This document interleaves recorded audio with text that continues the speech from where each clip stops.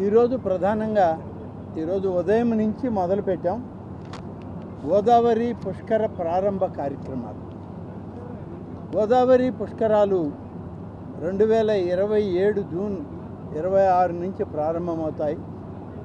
వీటికి ముందస్తుగా ఈ చుట్టుపక్కల ప్రాంతాల్లో ఉన్నటువంటి అన్ని ఆలయాలని అవసరమైన మేరకు పునర్నిర్మాణం జరగాలని, ప్రత్యేకమైనటువంటి ఏర్పాట్లు చేయాలని ఇప్పటికే రాష్ట్ర స్థాయిలో 3 సమావేశాలు పెట్టడం జరిగింది.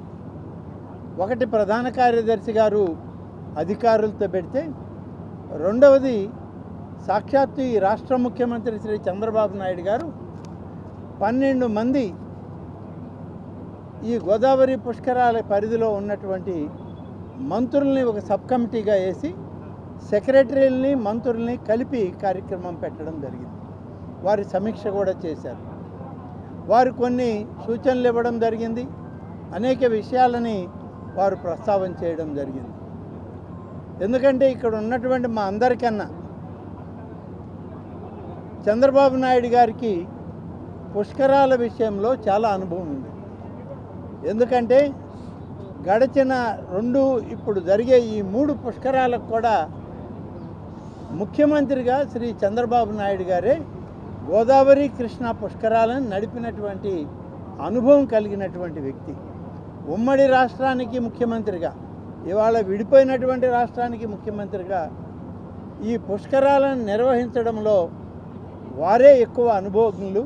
వారి సూచనలే ఇవాళ ఈ విజయ పదం వైపు గోదావరి పుష్కరాలను నిర్వహించడానికి ఏర్పాట్లు చేస్తూ ఉన్నాం.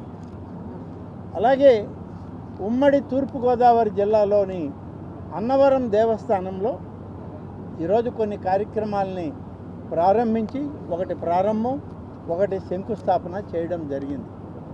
ఎందుకంటే గోదావరి పుష్కరాలంటే ఏదో రాజమండ్రి ఒడ్డే కాదు, గోదావరి పరివాహక ప్రాంతమంతా భద్రాచలం దాటాక మన రాష్ట్రంలో మొదలుపెట్టాక ఇప్పుడున్న ఆంధ్రప్రదేశ్లో, అలాగే చివరిన సముద్రంలో కలిసే వరకు ఈ గోదావరి పుష్కరాలు పరివాహక ప్రాంతం అత్యంత ప్రాధాన్యతను సంతరించుకున్నదని చెప్పడంలో అతిశయోక్తి ఏమీ లేదు.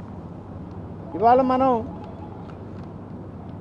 రాజమండ్రి ఈ యొక్క నగరంలో దాదాపు 9,55,00,000 రూపాయలతో 6 పనులకి శ్రీకారం చుట్టాం, శంకుస్థాపన చేయడం జరిగింది. ఈరోజు పార్లమెంటు సభ్యులు, జిల్లా మంత్రివర్యులు, జిల్లా ఎమ్మెల్సీలు, స్థానిక ఎమ్మెల్సీ, ఎమ్మెల్యే అందరం కలిసి ఈ కార్యక్రమంలో పాల్గొంటూ ఉన్నాం. ఇది ఒక 2 వారాలకు ముందే అందరం కలిసి మాట్లాడుకున్నాం. ఏర్పాట్లు ఘనంగా ఉండాలి, ఇప్పటి నుంచి మొదలు పెట్టకపోతే ఆలయాల పునర్నిర్మాణం రాబోయే సంవత్సరానికి పూర్తి కావు, అందుకని ముందుగానే ఇవన్నీ మొదలు పెడతామని చెప్పి అనుకొని ఈ యొక్క 6 పనులకి 9,55,00,000 రూపాయలు ఇవాళ మంజూరు చేసి పనులు ఇవాళ శంకుస్థాపన చేయడం జరిగింది. పందిరి మహాదేవుడు శ్రీ కోటిలింగాల సత్రం, కోటిలింగాలపేట, అలాగే దానికి 3 కోట్ల రూపాయలు. రమ సత్యనారాయణ స్వామి వారి దేవస్థానం ముఖమండప నిర్మాణం 1 కోటి రూపాయలు.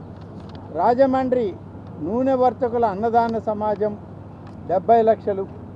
రామలింగ చౌడేశ్వర స్వామి దేవస్థానం పునఃనిర్మాణానికి 55 లక్షలు. గౌతమి జీవకారుణ్య సంఘం 2,80,00,000. చందా సత్రం రాజమహేంద్రవరం 1,50,00,000 రూపాయలతో ఈ 9,55,00,000 రూపాయలు అంటే ఇంచుమించుగా 10 కోట్ల రూపాయలతో ఈరోజు పనులకి శంకుస్థాపన చేయడం జరిగిందని చెప్పి నేను ఇది ఒక అదృష్టంగా భావిస్తూ ఉన్నాను. ఇప్పుడు స్థానిక శాసనసభ్యులు ఇంకా కొన్ని ఉన్నాయి, వీటిని ప్రాధాన్యతా క్రమంలో తీసుకోవాలి అని చెప్పి వారు కూడా చెప్పడం జరిగింది. తప్పనిసరిగా వీటన్నిటిని కూడా గుర్తించి ఏ విధంగా వీటన్నిటికి కూడా మంజూరు చేయాలో అధికారులని, వాటికి కావాల్సినటువంటి ప్రణాళికల్ని, ఎస్టిమేట్లని అన్నీ తీసుకురమ్మని చెప్పడం కూడా జరుగుతుందని చెప్పి మీకు మనవి చేస్తాను. గోదావరి పుష్కరాలకు సంబంధించి దేవాదాయ శాఖలో ఈ జిల్లాలో కానీ, కోనసీమ జిల్లాలో కానీ, పశ్చిమ గోదావరి జిల్లాలో కానీ ఈ చుట్టుపక్కల ప్రాంతాల్లో ఉన్నటువంటి 43 దేవాలయాల పునర్నిర్మాణ కార్యక్రమానికి ఇప్పటికే 51,79,00,000 రూపాయలు మంజూరు చేసి వీటన్నిటిలో టెండర్లు కూడా పిలవడం జరిగింది. ఎక్కడ కూడా నిధుల కొరతని కానీ, గోదావరి పుష్కరాలకి ఆలయాల నిర్మాణం చేయలేమని కానీ, మాకు ఎన్ని ఒత్తిళ్ళు ఈ ప్రభుత్వం మీద ఉన్నా గౌరవ ముఖ్యమంత్రి గారి యొక్క ఆలోచన గోదావరి పుష్కరాలు ముఖ్యమంత్రిగా నేను మళ్ళీ వచ్చి చేస్తున్నాను, ఇది ఒక అదృష్టం, పూర్వజన్మ సుకృతం. కాబట్టి గోదావరి తల్లికి, ఆ గంగమ్మకి మనం ఇచ్చేటువంటి పూజా కార్యక్రమాలని ఎక్కడా కూడా లోటు రానివ్వకుండా స్థానిక ప్రజాప్రతినిధులందరినీ కలుపుకొని పెద్ద ఎత్తున చేయండి అని చెప్పి ఇప్పటికే ముఖ్యమంత్రి గారి ఆదేశాలు మాకున్నాయి.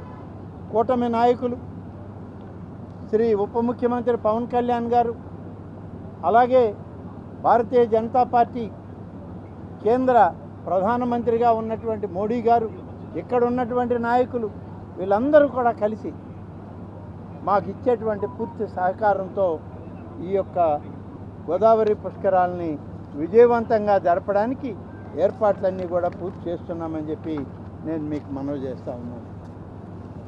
ఈరోజు మీరందరూ తూర్పుగోదావరి జిల్లా ఏ విధంగా పనులు జరుగుతున్నాయి, ఏ విధంగా మనం పనులు మంజూరు చేస్తున్నాం ఒక్కసారి మీరందరూ గమనించాలి.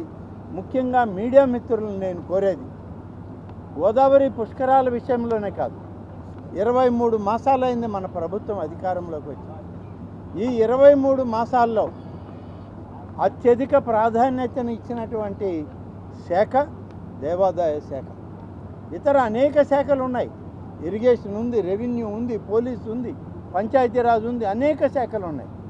వీటన్నిటిలో ఆధ్యాత్మికంగా ఈ రాష్ట్రాన్ని ముందుకు నడపాలని, భగవత్ సాన్నిధ్యానికి ప్రతి ఒక్కరిని దగ్గర చేయాలనేటువంటి ఒక తపన తలంపుతో గౌరవ ముఖ్యమంత్రి గారు, ఉప ముఖ్యమంత్రి గారు చేసినటువంటి ఒక ప్రయత్నం